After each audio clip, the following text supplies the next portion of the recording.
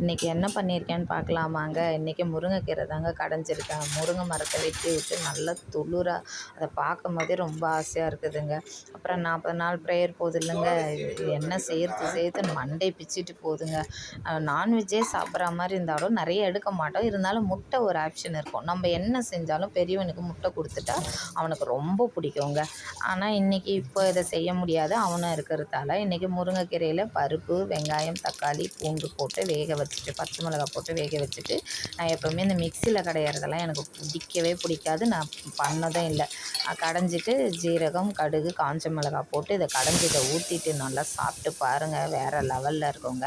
அப்புறம் உருளைக்கிழங்கு தான் எப்போவுமே போல் வெங்காயம் தக்காளிலாம் போடாமல் வெறும் மஞ்சத்தூள், மிளகாத்தூள், பெருங்காயத்தூள், உளுந்து போட்டு தாளித்து உருளைக்கிழங்கு செஞ்சுருக்கேன். இது தாங்க நான் இன்றைக்கி பண்ணியிருக்கேன். நீங்கள் என்னென்ன பண்ணீங்கன்னு சொல்லுங்கள் கமெண்டில்.